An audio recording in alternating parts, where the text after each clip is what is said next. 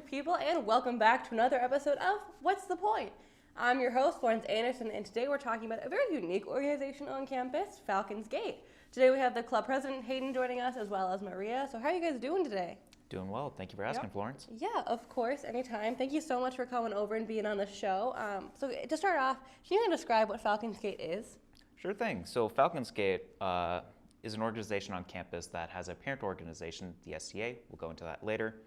But we're a club on campus that likes to sort of reenact pre-17th century history, arts and sciences included. So that can be anything from making metal roses to rune casting to making chainmail, and that includes martial combat as well. So that means fencing and heavy armored, thinking like knights and stuff. Interesting. That sounds very interesting, actually. So how did you guys both get involved in the organization, and what are your current roles? Sure thing. So I got involved into Falcon's Gate 3 years ago when I first transferred here. I had a couple of friends that I knew up here, and so I decided to get into this club because they were getting into it. And lo and behold, I found myself really actually enjoying it and enjoying the people with it. Nice. What about you? My freshman year, I went to the club sports kind of involvement fair sort of thing, and I saw people in silly historical costumes with swords and chainmail, and I was like, I belong here. And I really like it. I really like the people, like Hayden said, and it's really fun and really special. All right, so then what's it like being a general member before you were officers, or even for the general members now? Honestly, not much has changed what I meant to say is there's not a whole lot of difference between, people with roles such as myself and Maria versus the general members. The only difference really just comes between the level of responsibilities, right? General members and officers, they all have fun together, do the same thing, fight each other, participate in art and science nights. It's good. Nice. All right, so we're just going to take a quick break real quick, and then when we come back, we'll discuss Falcon's Gate a little bit more and play a fun game that'll challenge our ability to keep a straight face.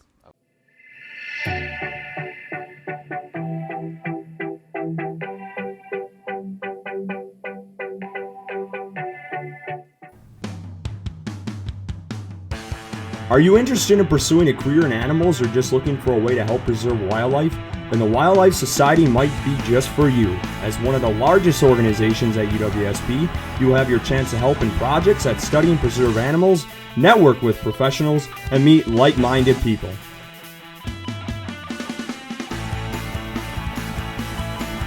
Join us Tuesdays at 5 p.m. and join the Wildlife Society today. Welcome back, everyone. So before we get into our game, I kind of noticed you guys brought a few items with you. Could you kind of just explain what those are and show them off a little bit? They look pretty cool.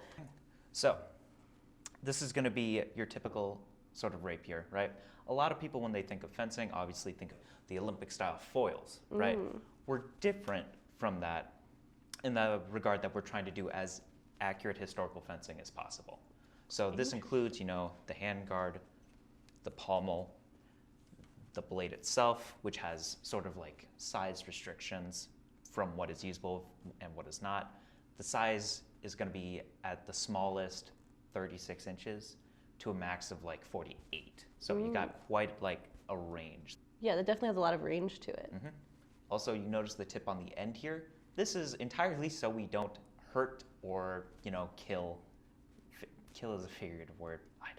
I don't think you could stab someone that hard. It looks pretty dull, but you could still probably do some damage to someone if you tried. Absolutely. The tip itself, you don't need a lot of pressure to just, Ooh, I'm sure. Not a fun time, so we tip it up. That's definitely something different too about our equipment versus something you'd see in the Olympics, is that these swords are made to be as historical as possible, right? So, for example, these don't bend as much. You know what I mean? If you're watching foil or épée at the Olympics, you'll see that when they make contact, they go, they bend away. But so we got to make sure we teach safety first. But yeah, you just need nice little pokes. Nice. So if you tried to stab someone with it, would it bend, or is that a little too thick for that?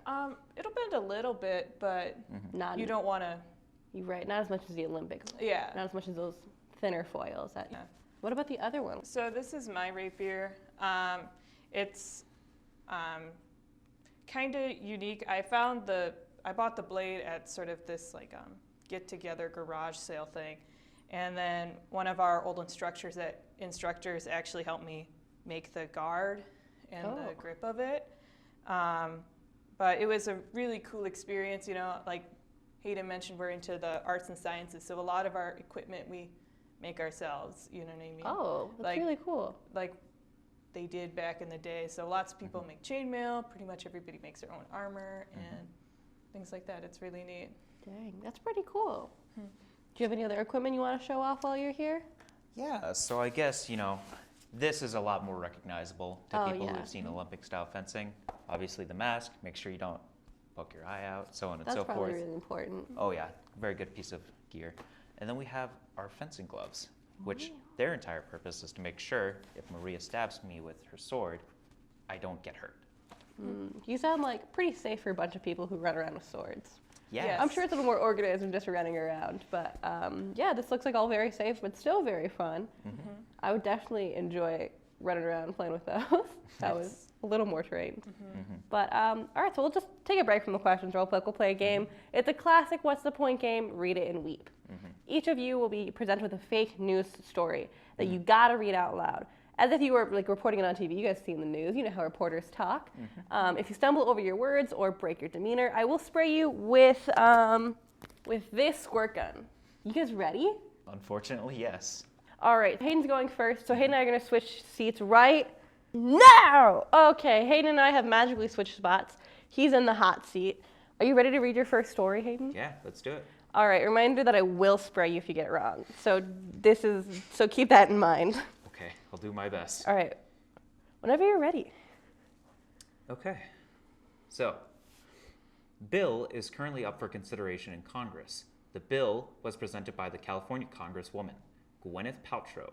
If the bill is passed into law, it means that from now on, a person's career, spouse, and driving abilities will be determined by their zodiac signs. For example, all Aries signs will be bingo callers, can only marry Capricorns, and will always park over the line.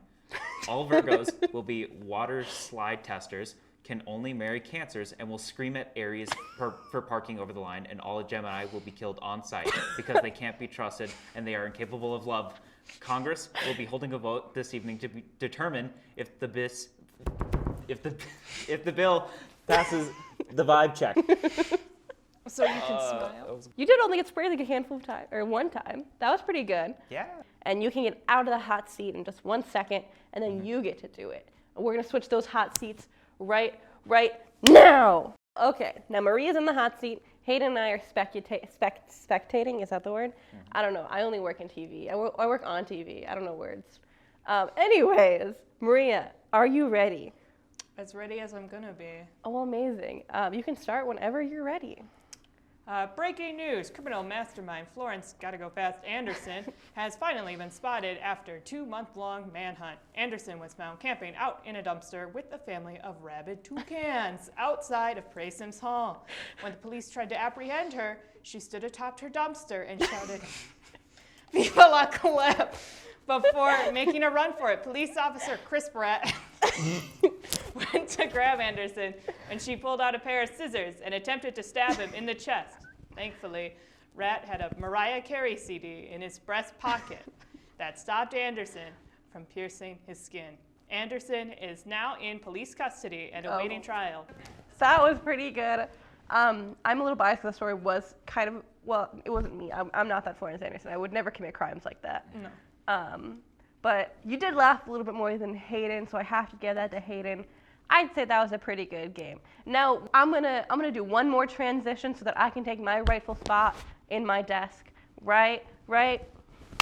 I'm back in my hot seat. Well, I have to say that the game was a lot of fun, and we're gonna take one more quick break. And when we come back, we're gonna ask a few more questions, including the big question: what's the point?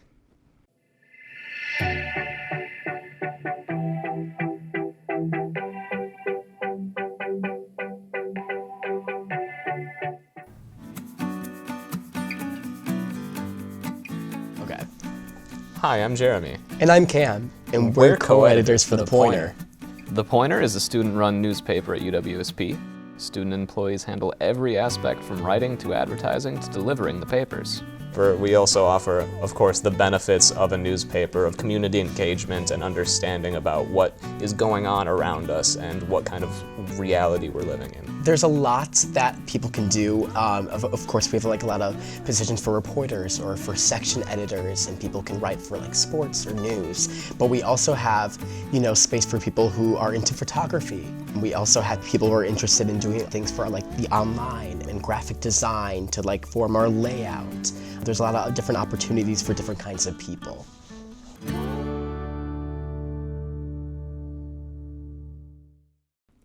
Welcome back, SPTV viewers. So I got a few more questions for our guests here today. So you've mentioned this before, and it also says so on your spin page that you focus on pre-17th century Western European culture. Is that right? Mm-hmm. Is there a reason you focus on that specific time period and that specific location?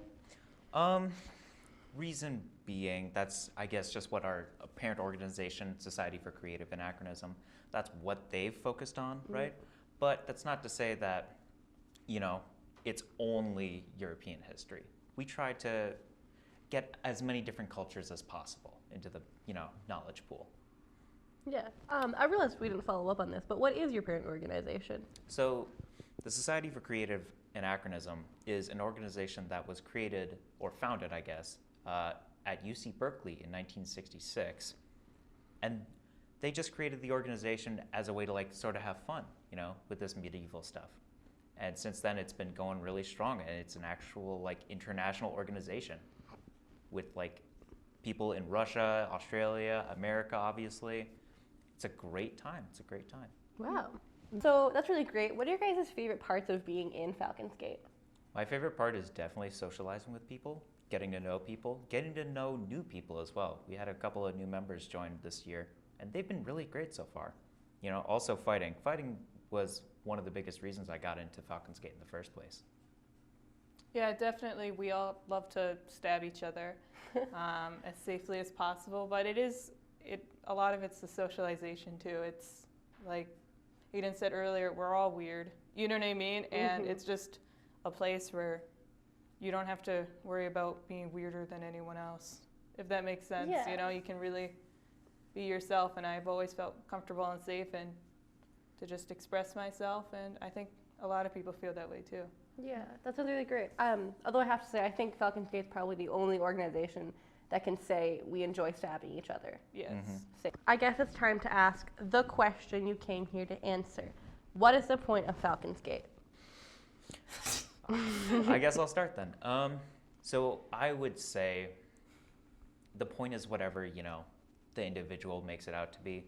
For me personally, what I want people to get the most out of is the ability to socialize with people who are also just as equally weird as them, right? I want them to have fun, develop new relationships, maybe learn a thing or two, with fencing or other medieval arts and sciences. Yeah, I would definitely agree. It's definitely about the people connections and learning. Freshman year I came here, I had no life skills, and I learned to sew, from the kind of classes and workshops we teach. And I can repair my own clothes now.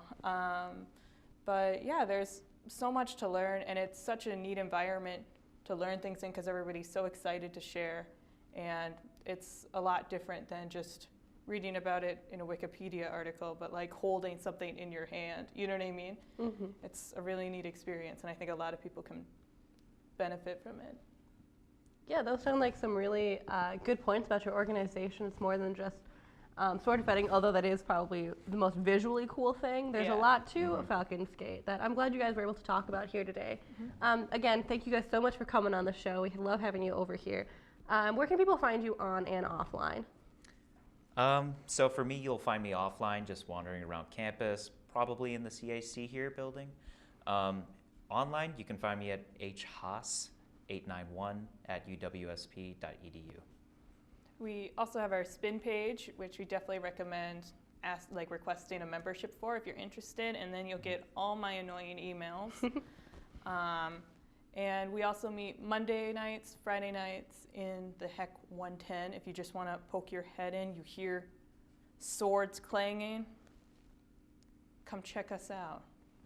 Well, sounds like a really great time. Once again, thank you so much. It was really good to hear about Falcon Skate. And thank you all for watching. If you want more SBTV content, check out our YouTube channel and check us out on social media. This has been Florence Anderson with What's the Point?